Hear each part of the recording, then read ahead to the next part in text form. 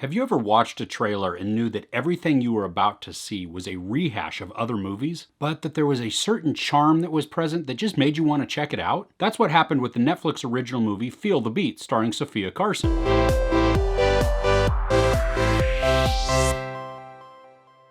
An aspiring Broadway dancer finds herself back in her hometown working with a bunch of misfit child dancers who have hopes of winning an upcoming dance competition. Okay, let's just get this out of the way up front. This is definitely a rehash of a lot of other movies. It's an underdog story, so it's really easy to draw comparisons to the Mighty Ducks or the Little Giants or even Pitch Perfect. Basically any movie where you have a talented but unwilling coach who has to get the team to realize their hidden greatness, all the while learning a good character lesson about themselves. And for added fun, you throw in a little bit of romantic tension between the coach and their lost love. After saying all that, you probably think that I absolutely hated this movie for bringing zero newness to the screen. Sofia Carson is stuck up and mean through a lot of it, but she has to be in order for there to be some sort of character growth and change. If she's pretty likable throughout the entire thing or through most of it, then there's not a character arc that we even have to work through or that she has to work through. There's no challenge.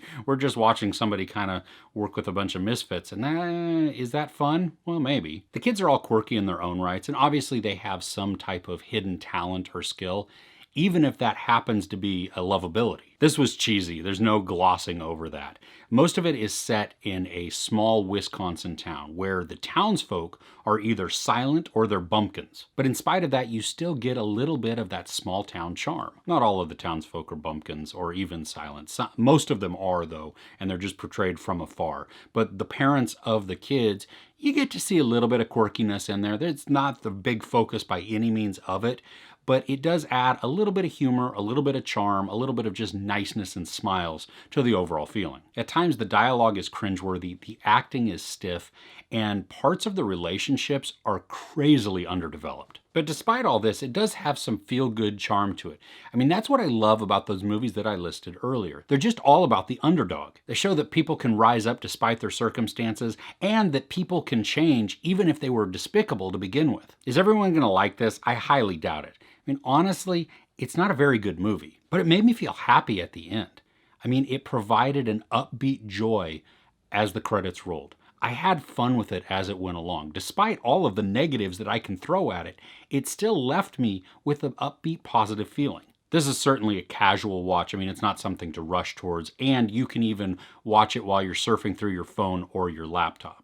But if you are looking for something that's fairly happy, at least in the way that it concludes, and it's got a cuteness to it, then you might want to check it out at some point. There's no sex, nudity, profanity, or violence. I give Feel the Beat 3 out of 5 couches.